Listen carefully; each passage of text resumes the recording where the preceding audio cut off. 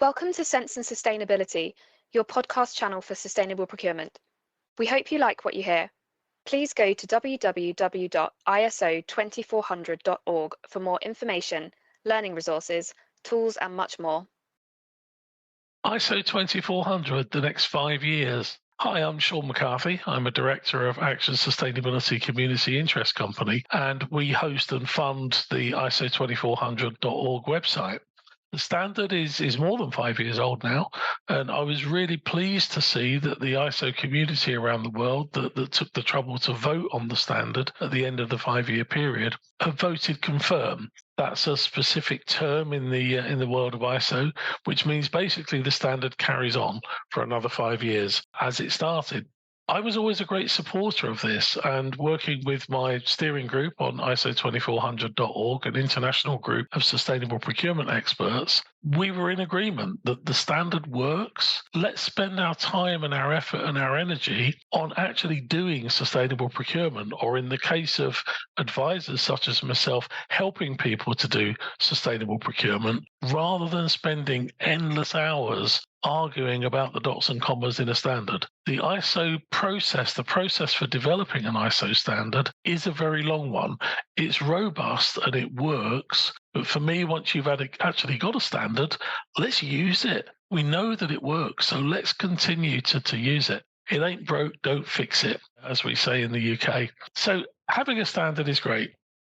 We know it works. Is it really making a difference? Well, we have a self-assessment tool on ISO2400.org where people can assess their capability and their progress against the standard. And since 2019, the trends have been quite flat, which could be a bit depressing, or it could be simply because lots of people are joining and self-assessing for the first time. So it's people at the beginning of their journey.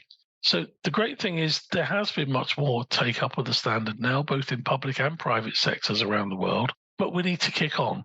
We need to kick on to the next level, and the next 5 years need to look very different to the last. So what do we need to do to achieve this? Well, lots of things, but I've got a few thoughts of things that we might be able to take forward. First of all, make it simple. Make it easy for people. We're starting to see now people coming along who are doing sustainable procurement for the first time, often because they've been told to do it. So management of an organization, public or private, anywhere in the world, sustainable procurement is suddenly a thing that's coming down from on high. So somebody gets the job of doing it, sometimes whether they want it or not, or whether they're really clued into the subject or not. So we need some really good guidance to get those people started. We have the self-assessment tool on the website, but what we're planning to do now is to do a major redevelopment of that tool. So the user gets some guidance as they go through and they score against each of the 20 questions. They get some audio guidance with some suggestions, some hints and tips of things that they might be able to do, or they can get written guidance if they prefer to have things in writing. When they've done their self-assessment, the system will auto-generate an action plan, which they can take to their management and say, hey, here's my action plan. This is what I propose to do. So it takes you from understanding your status, where you're at against the standard, through to what you need to do. We think this will be a major, major step forward and a big help for people who have sustainable procurement responsibilities, possibly for the first time in their careers. Next issue for me, ESG, follow the money. Environmental and social governance has exploded as an expression in the financial world in the last year or two. Investors now are really pushing hard on their companies that they invest in, large companies, large corporations, to look particularly at climate change and particularly at human rights. And companies that don't have a credible story on those subjects are likely to see investors deserting their shares. Their share price could go down. The cost of borrowing could go up. The cost of insurance could go up. So this is really serious. Businesses follow the money, and so they should.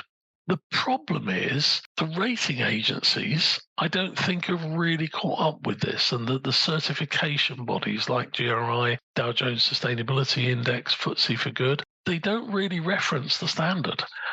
And why not? Most organizations deliver a lot of what they do through their supply chains. Those that have listened to my podcast would have heard me say this before. So therefore, why wouldn't you, if you were an investor concerned about ESG, why wouldn't you be concerned about how these organizations manage their procurement and manage their supply chains? So these bodies, these rating agencies, need to start insisting on alignment with ISO 2400. In that way, we could see an explosion in the take-up of the standard.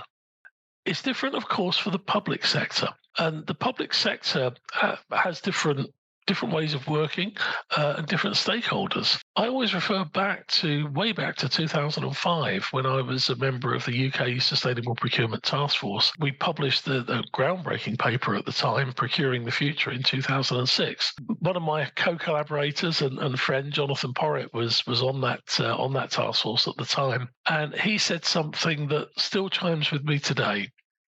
The public sector has no right to procure unsustainably. That was true 18 years ago. It's true now. Governments need to start to insist that those organizations that are spending their taxpayers' money actually do so in a responsible way. And a responsible way is to align their procurement practices with the standard. Well, what's not to like? Why wouldn't you do that? Adoption of the standard. This is where, for me, national standards bodies in the ISO Federation have some work to do. 48 countries of the 150 odd membership of the ISO Federation participated in developing the standard. They came together either as active members of the committee or as what they call observers. Depressingly, since the standard was published 5 years ago, only 18 have formally adopted the standard.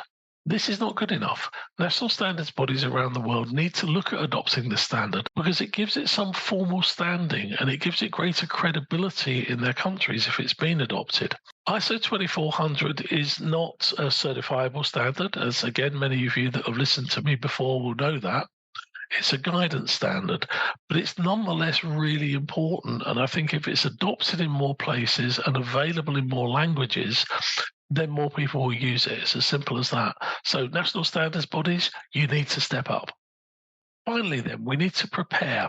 I was delighted to see the confirmed result because I think it was the right result here now in 2022-23. But by 2027, things would have changed so much that revision is going to be inevitable.